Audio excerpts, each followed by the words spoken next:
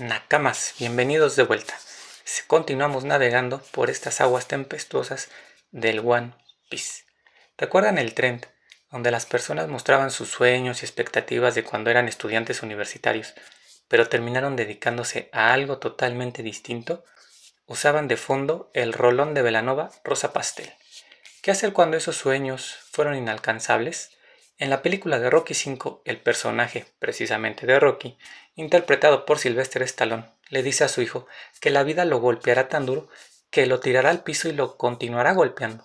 Pero lo importante es siempre levantarse. ¿Qué sucede en nuestra psique cuando idealizamos una profesión, nuestra vida u otra persona? Lo cierto es que estos escenarios que hemos cultivado en nuestra mente no se cumplirán al 100%. En el mejor de los casos, y aunque la vida nos lleve por un camino distinto, tal vez encontraremos algo mejor. Pero también hay escenarios indeseados que nos llevarán a sentirnos frustrados y a creer que tomamos una pésima decisión. Quisiéramos viajar en el tiempo y decirle a nuestra versión del pasado, no lo hagas. ¿Y qué pasa cuando Kamisama dice que hasta aquí llegaste? Mientras estemos vivos, hay posibilidades, pero una vez desmaterializados, no hay nada más que hacer. Por eso, todos los líderes espirituales han entendido que no hay nada más sagrado que el presente. Es así que One Piece nos pone ante estos dos escenarios. Por un lado tenemos a Gaimon, un pobre pelado que quedó atrapado en un cofre y abandonado en una isla. Y por el otro, a Queen, una niña que trascendió y no pudo convertirse en la mejor espadachín de la historia. Empecemos de acuerdo con el orden cronológico e iniciemos con Gaimon. Nuestros nakamas navegaban hasta una isla misteriosa en la cual la leyenda cuenta que hay un tesoro escondido, el cual nadie ha sido capaz de encontrar. Cuando desembarcan, son atacados por el dios protector de la isla, quien es rápidamente derrotado por Luffy. Y para sorpresa de todos, en realidad no era un dios, sino un pirata de nombre Gaimon, que lleva 20 años atorados en un cofre.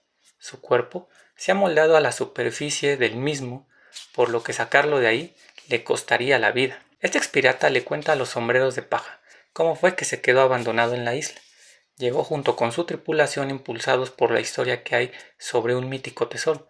Buscaron en todos lados, pero no encontraron nada, así que su capitán decidió que lo mejor era marcharse. Pero Gaimon trepó por una pequeña meseta, donde encontró el legendario tesoro, pero en su apuro por avisar a su tripulación, cayó sobre el cofre.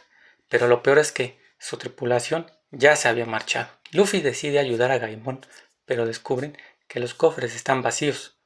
Eso pasa cuando se busca un tesoro, alguien más ya lo tomó o se pierde la vida tratando de encontrarlo. Luffy, conmovido por la historia del antiguo pirata, le pide que se una a su tripulación y juntos encuentren el tesoro más codiciado del mundo, el One Piece. Pero Gaimon, pese a las buenas intenciones de los sombreros de paja, rechaza la oferta.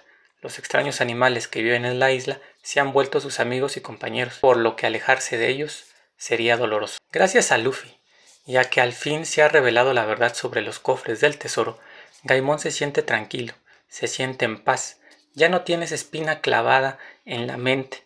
Los nuevos amigos se despiden después de una noche de juerga. Al verlos en el horizonte, Gaimon afirma que Luffy será capaz de encontrar el One Piece. Este episodio nos enseña sobre la idealización. Se contaba que hace mucho tiempo algún pirata, algún aventurero, dejó sus tesoros en esa isla. Al saberse la noticia, la expectativa creció alrededor de esa historia que con el paso del tiempo se volvió una leyenda.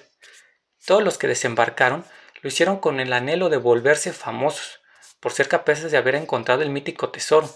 Detrás de esa fortuna, en realidad, se encuentra el estatus. El capitán Cosme Fulanito y su tripulación fueron los únicos capaces de encontrar el tesoro abandonado. Muchos lo intentaron, pero todos fracasaron. Cuando Luffy baja los cofres vacíos, Gaimon ve su sueño esfumarse.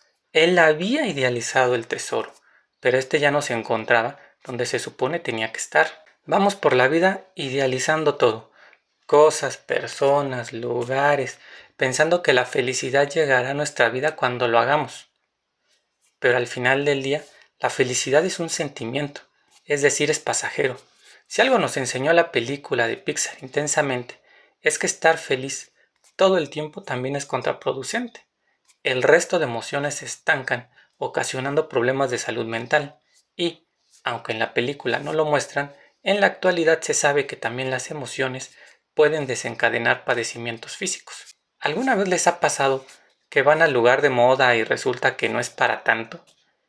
En la actualidad, gracias a las redes sociales y al marketing conocido como instagramiable, los lugares turísticos no parecen tan increíbles. La realidad no puede ser editada ni se pueden colocar filtros para que la luz resalte o quitar desperfectos de un dedazo. Hay un fenómeno muy curioso conocido como el síndrome de París. A algunos turistas les sucede que al visitar la capital francesa descubren que no es tan espectacular como se muestra en las series o películas. Incluso la embajada china tiene especialistas que atienden a sus connacionales para ayudarlos a sobrellevar ese mal trago. Con esto no estoy diciendo que X o Y lugar sea feo, sino que el marketing nos llena la cabeza de expectativas imposibles, que al no cumplirse en la vida real nos decepciona. Pero no es culpa del lugar, sino del marketing. Hace unos meses se publicaba una nota en diferentes medios sobre que Machu Picchu, en Perú, ya no es un lugar que vale la pena visitar debido a la masificación de turistas y cosas propias del lugar, fenómeno que se repite en ciudades como Venecia, donde no es que el lugar sea feo, sino que la ola de turistas hacen imposible apreciar el lugar. Lo mismo sucede con las personas, las idealizamos y como no son capaces de cumplir con nuestras expectativas que hemos creado sobre ellas, ¡pam!, nos decepcionan. Pero la culpa no es de la persona, ella siempre ha sido como es. Esto llega a suceder incluso con nuestros animales. Si ponemos atención a los programas de César Millán, algunos entrevistados revelan que se sienten impotentes con su perrito descarriado porque no se comporta como el que ya tenían, o como el que tuvieron tiempo atrás. Mi otro perro actuaba de esta forma. Dicen, adquirieron un nuevo animalito no por amor, sino para llenar un vacío. Pero cada ser es diferente, con personalidad propia. Actuamos como niños, jugando con el bote didáctico de las figuras geométricas, empeñados en meter un cubo por la ranura de un círculo. Regresando a nuestra historia, ese tesoro probablemente nunca existió. Probablemente la primera persona que pisó esa isla se llevó todo el oro que encontró y decidió botar los cofres, inventando la historia de que había dejado su tesoro. Cientos de incautos navegaron durante años con el deseo de encontrar algo que nunca estuvo ahí. ¿Recuerdan la película de 500 días con ella protagonizada por la guapísima Zoe Deschanel en el papel de Summer? Hay una escena donde dividen la pantalla en dos. En un lado tenemos la expectativa del personaje Tom, protagonizado por Joseph Gordon-Levitt, y del otro lado lo que en realidad pasó. De esa manera, nuestra mente juega con nosotros, al plantearnos escenarios futuros que no se cumplen, o al idealizar a personas sin detenernos a aceptar cómo son, seres imperfectos. Hasta aquí las reflexiones del video de hoy. Likes, gracias por ver el video. Hasta la próxima.